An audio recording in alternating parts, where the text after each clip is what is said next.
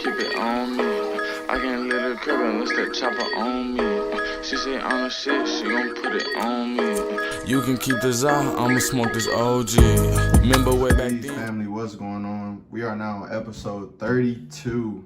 If you have not checked out the last episode with my boy Tori from Billions Clothing, make sure you go check that out. It was probably the funniest interview I ever did. But today, we have something different. A baker. And I have not had anyone besides entertainers. But today, I have Mariela from Marielasdelights. Hi. And she is probably the hottest baker in the 219 right now. I must say I'm not the biggest sweets fan myself, but these cakes, cupcakes, cookies, and all these sweets that you create and the presentation is just crazy. And Thank you are really talented, for real. Thank you. First I want to say I think it's amazing that you're able to juggle school, soccer, and this baking business. How are you managing that? Well, it's pretty new to me because with the whole COVID and everything, I wasn't doing soccer because they canceled it for our fall season. So I was pretty bummed about that. But this past week, they recently are letting us play the rest of the season. So it's pretty new to me because I'm like, oh, I have school in the morning from 7:30 to around like 2 in the afternoon. Mm-hmm. And then from 3:30 to 5:30, I have practice. So, I got to hurry up. But I have like, if I have orders, I have to have a pickup time between my school and when soccer starts. Mm-hmm. So I do that. And then when I come home straight from practice, I start working on orders. So I'm pretty busy like all the time, Yeah, I bet. And once again, like, I appreciate you letting me do this interview because that is kind of insane that you're able to juggle all that. Speaking of COVID, has it affected your business at all? Actually, it affected it in a more positive way because, everyone was just in quarantine and, everyone was pretty bored just eating. So I would post like, oh, if you have a sweet tooth, like I'm making sweets if you want to. But, we took all the precautions as in setting a table outside, and I would wear my gloves, my masks, and I'd be like, oh, your sweets are on the table. Just let me know when you're here and I'll set it out. And they would pay me through, like Quick Pay, Venmo, so we don't have to exchange cash. So it was pretty it was like non-contact too. So it's getting better. That's good then. I know this happens all the time. Like pretty much everybody that I've interviewed has had positive experiences with COVID. So that's definitely good to hear. I was curious because you're in the food industry, so it's a little different, but yeah. So when did this start exactly? So my whole life I've liked baking, So even when I was a kid, I was watching the Food Network or, Rachel Ray, all of them. So I've always liked baking, and for the family parties, I would take sweets, and I was be the one to take the desserts. So then it was, I guess, this last Christmas, I had taken cookies to my aunt's Christmas party. And then, like she would post pictures on Facebook, oh, like here are all the sweets tables, here's the dinner table and stuff like that. And then this family friend reached out to me asking if I can make some cookies for her daughter's first birthday. And she's like, oh, and I'll pay you. And that was like my first, like, what would I say, client customer thing. So I was like, okay, I'll do it. And it was 90 cow cookies. So I was like, dang, this is about to be like, I gotta do good. So that's like kind of where it all started, was that was like my first thing that I got paid to do. And then after that, I like posted, I was like, oh, I made these cookies. And I was like, and I'm launching my new business. And then that was like in January. So right after that is February, which is Valentine's Day, and that's where it all kicked off with all the customers, Valentine's Day of this year. Yes. So you say you were watching like Rachel Ray. So you were self-taught then? Yeah. As far as baking, wow. Just watching a bunch of videos and the TV and stuff like that. Yeah. So family member was the actual first person that you charged, quote unquote, to make some bakery. Yeah. So who was like your first, what was your first actual thing outside of family that you sold, if you can remember what it was? Oh, snap. It was probably Valentine's Day, you know, because I would make strawberry bouquets. So I'm not sure who it was, but I'm pretty sure it was Valentine's Day now. So you just did it as you went, or was this like already pre-planned? No, I just went with it. You just went with it? Yeah, it's all kind of just been growing like slowly. Like I did not expect it to get this big. So when did you, not when, but where were you getting your prices from?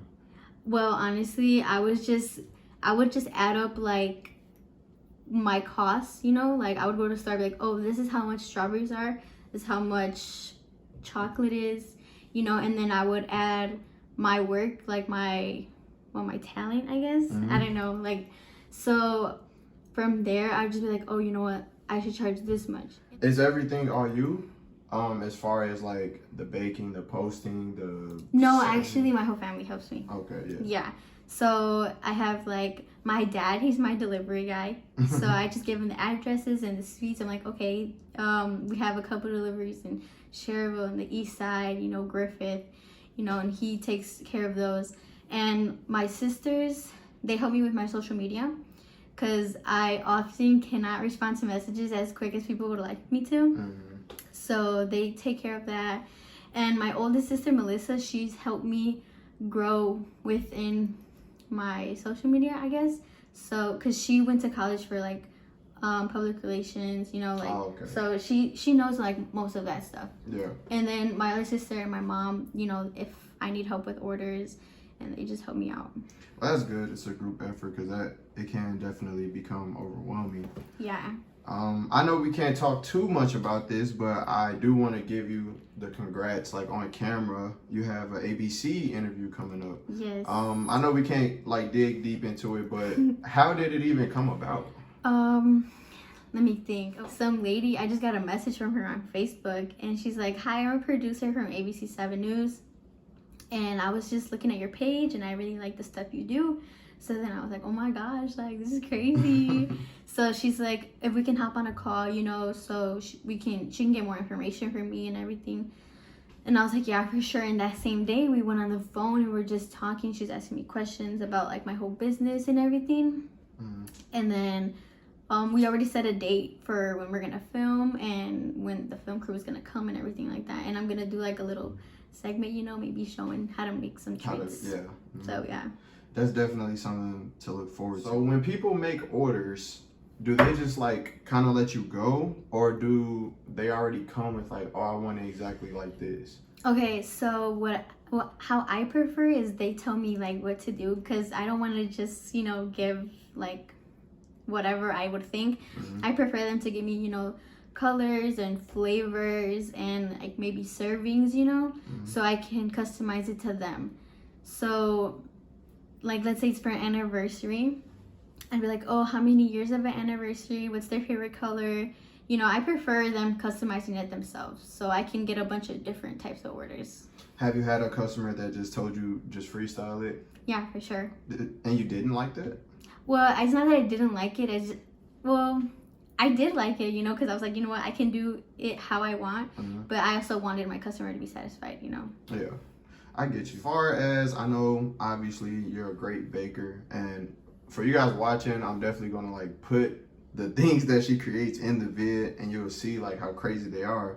But do you cook regular food too?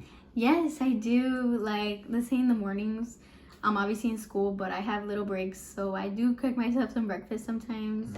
Or even dinners, honestly. Like, say, because my sisters have boyfriends, so you know they go out with their boyfriends, and I'm just like here at the house. I'm like, let me cook something up. So, I like cooking, like, you know, chicken Alfredo. That's like my number one. I'm like, I know how to make that.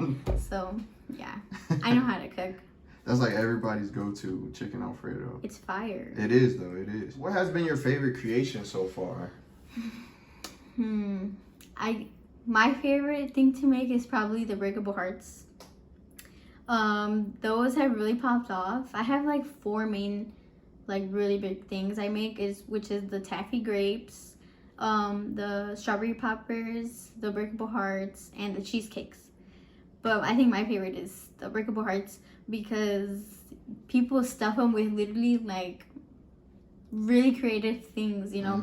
So like this past weekend I had this girl and she gave me a ticket to New York that she was giving to someone. Oh wow. So like when they come to pick up, I get the gifts from them and I like stuff it, and obviously I see what it is. Yeah. So this one girl, she gave me it was like a ticket to New York City, and I was like, wow, that is crazy. So like just to have the opportunity for my work to be like within that, I think it's awesome. Yeah, it definitely is. That's a crazy gift. Yeah. Ticket to New York. What has been your biggest order so far, and how long did it take you to make it? My biggest order. Okay, well, honestly, my biggest order was probably my first one, which was 90 cow cookies, and I never did like as many cookies as that. But as for cakes, it's probably been like for about 50 servings. But this next weekend I have coming up, it's for Sweet 16, so you know that's probably gonna be one of my biggest orders. Yeah. So when you say your biggest orders, are you saying it quantity wise, or are you saying like leg work wise? Quantity. What has been your biggest one, like leg work wise? Like this, it's taking me the longest time. Yeah. Well, honestly, I'm not sure, because when I make like my cakes, it takes me about like 3 days because I have to bake, and then the second day I like prep the cake. I like do a crumb coat and everything, and then the last day is when I do my final details. So it just really depends, honestly, and that goes for my cookies as well. You know, I bake them and then I do like the details, and then I finish them off and like wrap them up. So it really depends on what I'm making. I know it can be a little crazy when people sell like out of their house. Have you ever had a difficult customer? Yes, I have. So probably my most difficult customer was when I had already given them an order and they're like, oh wait, can my kids eat these because they have an allergy?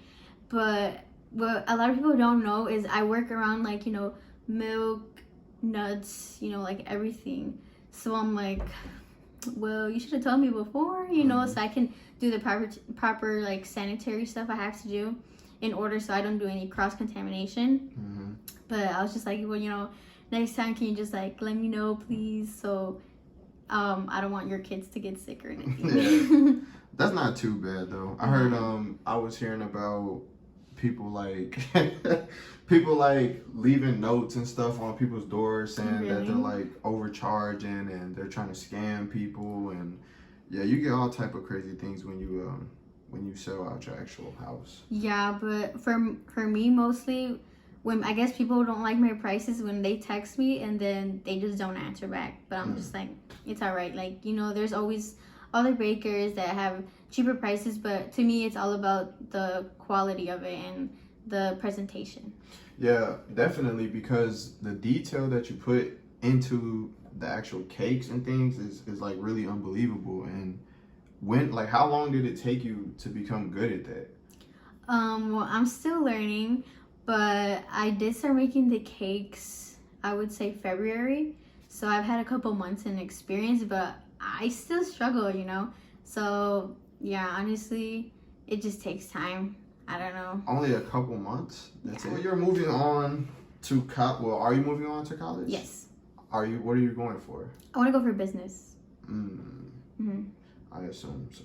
Yeah, I know a lot of people are telling me like you should go into culinary school and all that. But honestly, since I've been already like I am self-taught. So I feel like if I can just keep that going, you know, I feel I can reach, how would I say it, greater potential? I don't know. But yeah, I want to go to, the sad part is I do want to go to Arizona State. But I don't know how that's going to work with my business, you know, being over here. Yeah. I don't know. Well, Arizona State's a big school. I actually knew somebody who went there. Shout out GB if you're watching. But that's like a really big school, and I'm sure you would have no problem picking it up out there, because I think you're on a college campus. Like, how many people are actually baking out there? But that might be the same for you too. Like, how much time will you have to actually bake? But that's definitely I was interested if you were going to say business or culinary school. So yeah, for sure business though. But I feel like hopefully if I do end up going over there, I'm not sure, then my family, you know, they can still, like, I can give them the tips, you know, like how to keep it going. But I'm for sure gonna be coming back, hopefully, for, you know, my little breaks and stuff, and make like flash sales and stuff like that. But if not, I'm gonna for sure probably stay in Indiana. I got you. So we were talking a little off camera, and you said that your Instagram page grew like 1,000 followers in 3 months. I think you said. Was it one post that did that, or just you think word of mouth made it go that fast? Honestly, it was just like all the posts, you know, that kept, like, I kept coming out with new things, and people are like, wow, I've never seen that around here. So one of my biggest ones was probably the breakable hearts. So no one have seen anything like that over here, you know. So they're like, oh, what, this is a new thing. So I was like, dang, when I seen the feedback from it, it was crazy, because I was getting a bunch of followers. Like, I would post on my Instagram story, oh, thank you for these many followers. And every 2 days I would post, like, I would gain 100 followers every 2 days. So it was growing really big from that, not only, but there was one time I had someone verified, like, even comment and like on my post.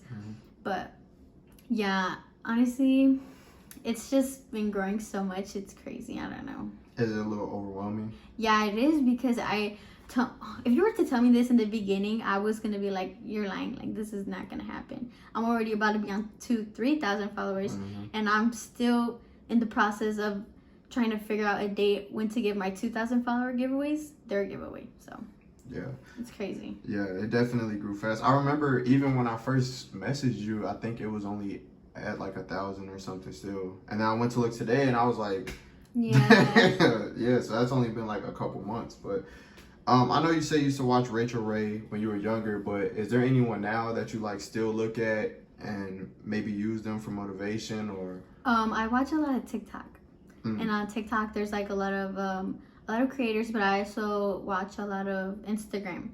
And on Instagram, there's like a bunch of people that make strawberries and stuff like that, or that work with the Food Network or with Wilton and stuff like that. So I look up to them and I watch like their stuff. But I don't really watch like cooking videos and stuff like that on TV anymore. Yeah, so no like individual person that you really mold after. What's next for you as far as, do you want to have your own shop, or do you want to keep this going? Like, what's your goal? My goal is to open up a shop. I hope to we're currently looking into that, honestly, into getting a place, because it's getting to be to the point where I think I need to find one. Yeah, I don't think we're gonna be staying here any longer. I agree. So throughout this entire process, from start to finish, because you didn't expect it to get as big as it has, what are like some of the biggest things that you've been learning throughout this process that you'll continue to take with you?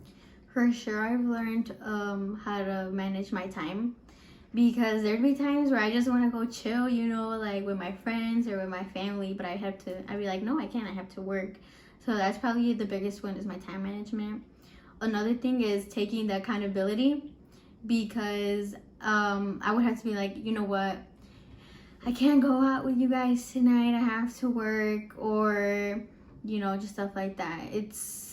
I don't know, honestly, I've learned so much, like, within even myself, of my capabilities of what I can even do, because I've been growing so much, you know, so yeah, that's pretty much. So if it was a perfect world, like you already graduated college, you have your business degree, would you want to stay in Indiana? That's a good one. Well, obviously, all my clientele is here, but I do get messages from Texas, you know, like Sacramento, Mississippi, you know, literally California, everywhere. So I feel like anywhere I would go, I can build it up again. But I don't know. I don't know. A little too far ahead. Yeah, I know. I don't know, but I do want to continue. You know, I do want my own place. I do want to make this a brand, and I hope, like, in the future, I can work, you know, maybe with Wilton, or, you know, like those big type of companies. You know. Definitely stay with it, man. Stay with it. We're gonna actually cut this interview right here. We're not gonna take too much of your time. I know you probably got orders coming up or getting ready for school tomorrow, but definitely want to say thank you for allowing FreshSqueezed to come talk to you today about this phenomenal business that you have. And I do wish you the best, and I honestly feel like you're going to make it because I've like honestly never seen nothing like that before. Thank you. So go ahead and tell the people where they can find you at. I'll also put it in the video. But Okay. You guys can find me at Facebook and Instagram at Marielasdelights. There you go, guys. Fresh Squeeze, episode 32. We'll talk to you next. You will find another me if you lucky. Yeah. I gave you all of me. Got on my ass and got me a bag and look at you calling me. You said I ain't shit and I thought I was toxic. How you fall for me?